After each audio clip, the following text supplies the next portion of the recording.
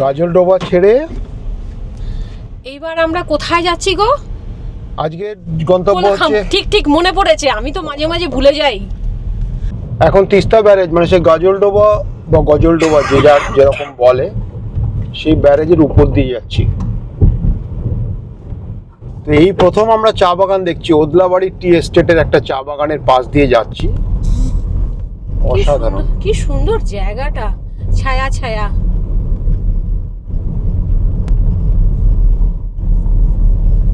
Goodricke tea estate, আচ্ছা গুডরিকের চা যে আমরা খাই তাদের একটা পার্ট এটা।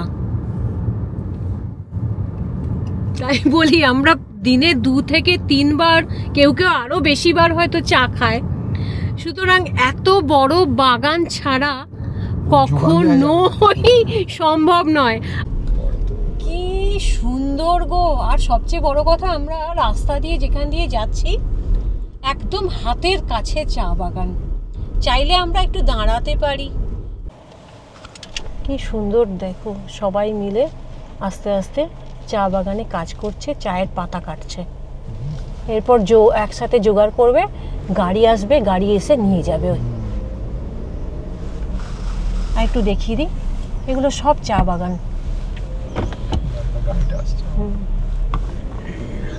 এই যে আরেকটা দেখিয়ে দিই, এইটা আমাদের আরেক সঙ্গী সামনে যাচ্ছে।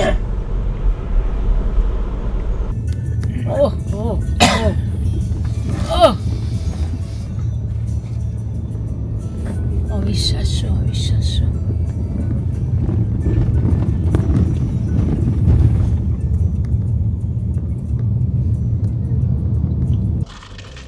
পাহাড়ি আঁকাবাঁকা রাস্তা শুরু হয়ে গেছে, দূরে সেই মেঘ ঢাকা পাহাড়, এখনো পর্যন্ত পাহাড়ের গা সবুজ। প্রতি মুহূর্তে একটু সাবধান হয়ে চালাতে হচ্ছে, কারণ সবাই বলে যে সমতলের ড্রাইভারদের পাহাড়ে চালানো খুব কঠিন। সেই জন্য একটু টেনশন তো আছেই, কিন্তু চারপাশের দৃশ্য এতটাই সুন্দর যে সেই ভয়টা, সেই টেনশনটা অনেকটাই চলে যাচ্ছে। সবাই মিলে এখন দাঁড়িয়ে একটুখানি প্রকৃতির শোভা দেখা হচ্ছে। মাঝে মাঝেই থামতে হচ্ছে, আজকে এত সুন্দর প্রকৃতি চারপাশে।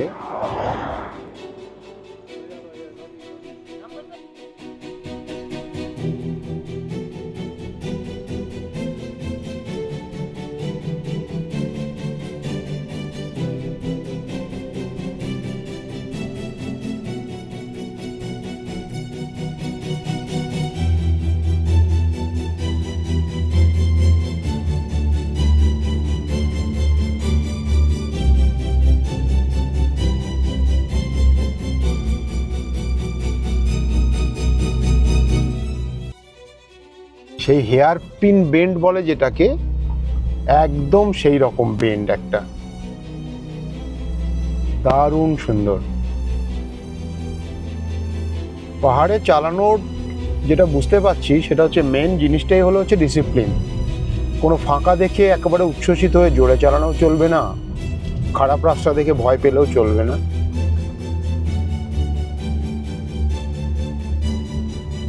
আস্তে আস্তে আস্তে আস্তে সাবধানে গেলেই হলো। আমরা হঠাৎ করে রাস্তার ধারে একটা মোমোর দোকান থেকে দাঁড়িয়ে পড়েছি। শুধু আমিও প্রথমে ভেবেছিলাম খাবো না, তারপর ওনারা বলছেন যে ভালো, জায়গাটা দেখার জন্য। অপূর্ব জায়গা কিন্তু। আচ্ছা সামনে দেখো, সামনে পুরো আকাশটা পুরো কুয়াশা মেঘ সব মিলে আছে, বৃষ্টি এলো বলে। ফান্ডগুলো শুধু তাকাও তুমি, ওরে বাপরে, মানে ঝুলে আছে কত লম্বা লেংথ ফান্ডগুলোর। এবার আমরা দুটো গাড়ি আলাদা হয়ে গেল, ওরা চলে গেল লাভার দিকে, আর আমরা এন্ট্রি পাস নিয়ে টিকিটটা রেখে দিও কিন্তু। হ্যাঁ, 200 টাকার এন্ট্রি। হ্যাঁ, আর এরকমই যাবে রাস্তাটা। অ্যাকচুয়ালি রাস্তাটা খুবই বাজে শুনেছি সবাই, কিন্তু প্রাকৃতিক দৃশ্য অপূর্ব। আর এটা হচ্ছে কিসের মধ্যে জানো? এটা হচ্ছে নেওড়া ভ্যালি ন্যাশনাল পার্কের মধ্যে। এখান দিয়ে জন্তু জানোয়ার দেখা যায়। একেবারে নিঝুম একটা অন্ধকারের মধ্যে ঢুকছি। ওয়েদারটাও তার জন্য দায়ী। না, ওয়েদার হলেও এই রকম ওরে বাবা, জঙ্গলের মধ্যে কখনো সূর্যের আলো ঢুকবে না।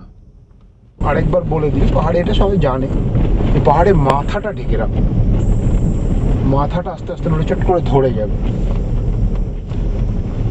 ওই জন্য দেখুন আমি কি ইউজ করছি, একবার দেখুন আমার দিকে, এই দেখুন একটা বান্ডানা মতো ইউজ করছি। একটা স্টাইল স্টেটমেন্ট আছে, কিন্তু এটা কিন্তু ঠিক আমি স্টাইলের জন্য পরিনি। এটা হচ্ছে অল্প ঠান্ডা আছে অথচ যাতে মাথাটা না ধরে, সেই জন্য আমি এরকম একটা বান্ডানা ইউজ করছি। ঝামেলা হবে। রাস্তা কিন্তু বেশ চ্যালেঞ্জিং রাস্তা। ওরে বাবা রে, কি সব রাস্তা! রাস্তায় শুধু কতগুলো পাথর ফেলা আছে। সেরকম একে তো ঘোরানো রাস্তা, তাও যদি প্লেন পিচের রাস্তা হতো সেটা আলাদা। এটা রাস্তাই নয় কোনো আসলে। অ্যাকচুয়াল কোলাখাম জায়গাটা কিন্তু যেটা, সেটা এইখানটাতে এসে পৌঁছেছি কোলাখাম। কিন্তু আমরা তো এখানে প্রচুর হোমস্টে দেখতে পাচ্ছি। অনেক হোমস্টে আছে, বেশ সুন্দর সাজিয়ে রেখেছে নানান রকম ফুল টুল দিয়ে। কিন্তু আমরা যাব হচ্ছে দ্য হিমালয়ান রিট্রিট। জার্নির শেষ আপাতত, এই মাত্র এসে পৌঁছালাম কোলাখাম রিট্রিট। একেবারে ফুলে ভর্তি।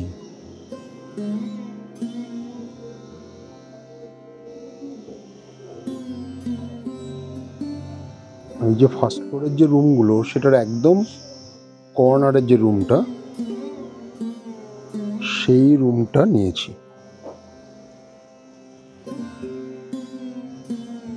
এই রুমটার নাম, একটা নামও আছে, ঝরলে। আচ্ছা, রুমটা একটু দেখাই। রুমটা ওকে,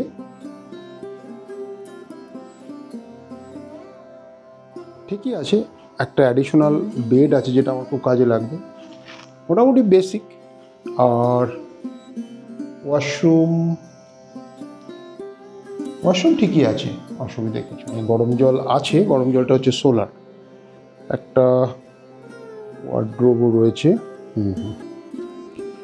এই হিমালয়ান রিট্রিটের ডাইনিং হলটা কিন্তু ভারী সুন্দর।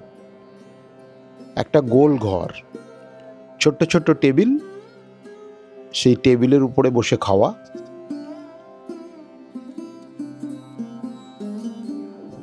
এর মাঝখানে দু একটা স্পিকার রয়েছে, কারাওকের ব্যবস্থা রয়েছে। ইচ্ছা করলে এখানে গান বাজনা করতে পারেন কেউ। আর রয়েছে কিছু বইও।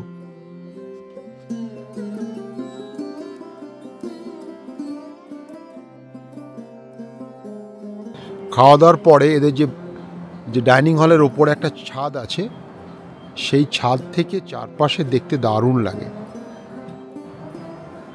এখন যে দিকটা আমরা দেখছি দূরে, ওই যে প্রচুর আলো জ্বলছে, ওই দিকটা হচ্ছে সিকিমের পাকিয়াং, তারপরে হচ্ছে রংলি। এই জায়গাগুলো হচ্ছে এই পাশটা। এবং এই দিকটাতেই কপাল ভালো থাকলে কাঞ্চনজঙ্ঘার দেখা পাবো আমরা।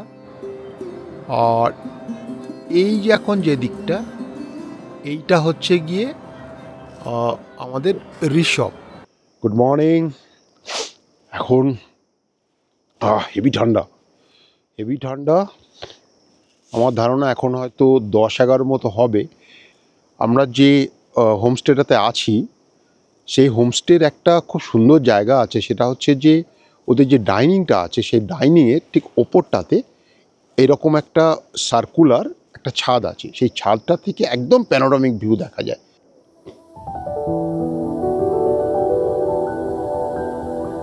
এখন প্রায় সকাল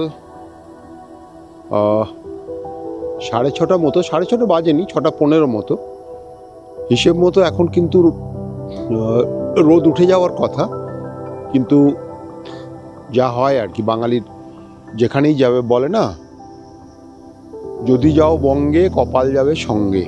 যথারীতি এই কোণাটাতেই, এইখানটাতেই কিন্তু কাঞ্চনজঙ্ঘা থাকার কথা। উনি আছেন, কিন্তু বিধিবাম একেবারে চাপ চাপ কুয়াশা মেঘ যা কিছু দরকার আর কি সব কিছুই আছে।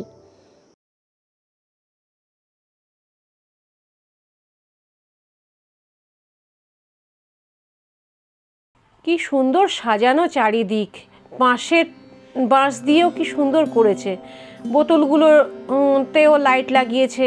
বাহ, খুবই সুন্দর, খুবই সুন্দর, কোনো জিনিস ফেলেনি। এইবার আমি একটু বেরোবো, দেখি কি আছে বাইরে, গেটটা খুলে দেখি। বাবা, অপূর্ব অপূর্ব। একটুখানি প্লাস্টিকের বোতলগুলোতেও কি সুন্দর গাছ লাগিয়ে রেখেছে। আর একটু এগোই দেখি, ওই সামনে সিঁড়ি দিয়ে ওঠা যাবে।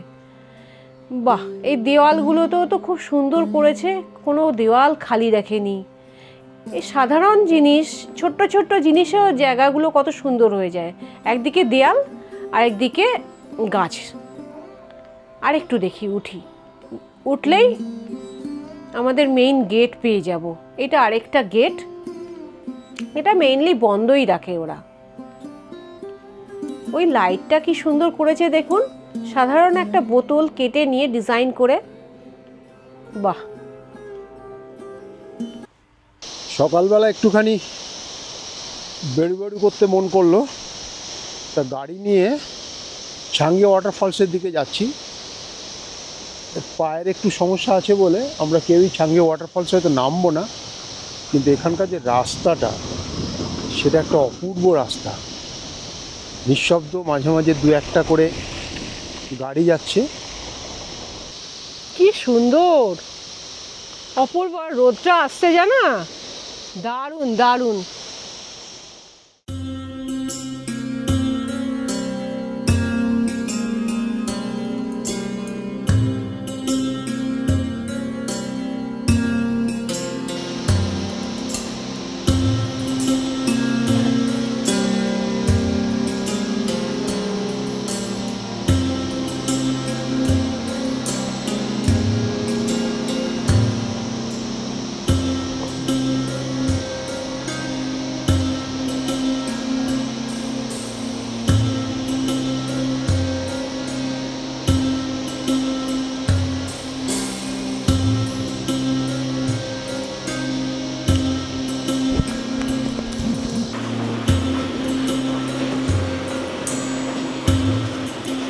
আমরা তাহলে কোলাখাম ছেড়ে চললাম।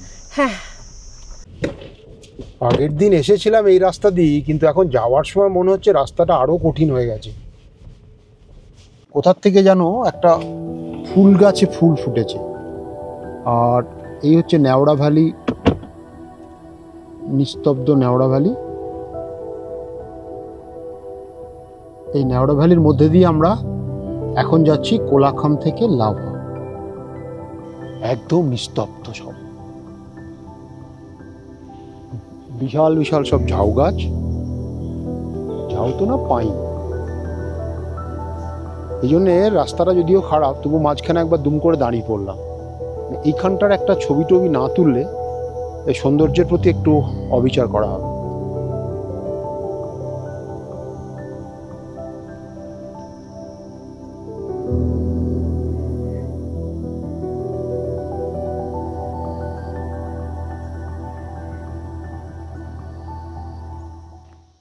মনে হয় একটু ছুঁয়ে দেখি। না, শ্যাওলাগুলো না ছোঁয়াটাই ভালো, ছবি তুলে রাখি। ছবি তুলতেই পারো। লাভার মধ্যে ঢুকে পড়েছি এখন। লাভা বাজার, এই সমস্তগুলো রেস্টুরেন্ট। পুরো চেঞ্জ গো।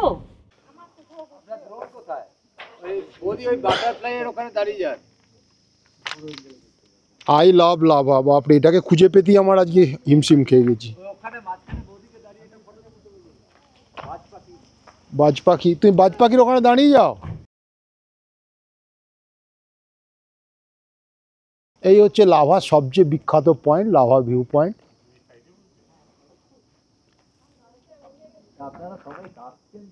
আমি কখনো ওরকম কারোর সঙ্গে ওরকম করিনি। দেখো বাঙালি কিন্তু ইয়েতে এসেও কিন্তু এই বেড়াতে এসেও দেখো লোকজনের যদি পরনিন্দা পরচর্চায় দেখো আমি যা দিয়েছি না, এই যে কি তারপর আনন্দ, নিজেরা পরনিন্দা কি পরচর্চা। দেখো চা খেতে খেতে না না পিএনপিসি না করলে চলে। লাভা ভিউ পয়েন্টের কাছে একটুখানি চাও খেলাম। চা খেয়ে একটু রেস্ট নিয়ে আমাদের আরেকটা টিমের সঙ্গে মিট করে এবার আমরা যাব হচ্ছে মঞ্জুশ্রী রিট্রিট। সুন্দর চা, সুন্দর লাভা। ইনফ্যাক্ট আমি একটা কথা বলি, তোমাদের তো লাভার এখন দেখছো তো, লাভা প্রথম এসেছিল 99।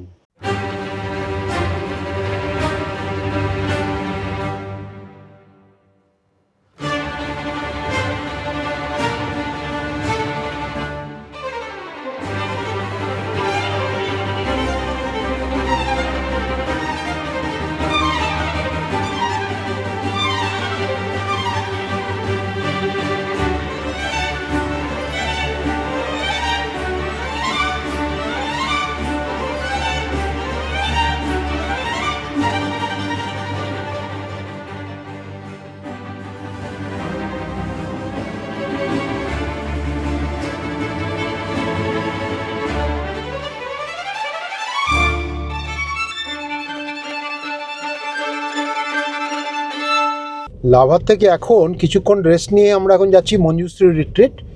এটা হচ্ছে পানবু, 43 কিলোমিটার, সময় দেখাচ্ছে 1 ঘন্টা 45 মিনিট। গুগলের দেখানো রাস্তায় যাচ্ছি, মাঝে মাঝে একটা করে গাড়ি আসছে, রাস্তা সরু হওয়াতে পাশ দিতে বেশ অসুবিধা হচ্ছে। একদম ঘিঞ্জি বাজারের মধ্যে দিয়ে যাচ্ছি। কিছুক্ষণ এক জায়গায় জিরিয়ে নিয়ে তারপর আবার মানে ব্রিজের কাছে জিরিয়েছিলাম, যেখানটাতে একদম নদীর পাশে। একটু চাটা খেয়ে এখন আবার রাস্তায় যাচ্ছি। দেখাচ্ছে প্রায় 1 ঘন্টা মতো লাগবে। আমরা প্রায় এসে গেছি। দেখাচ্ছে 1.2 কিলোমিটার। এইবার আপটা হচ্ছে একটা মারাত্মক আপ।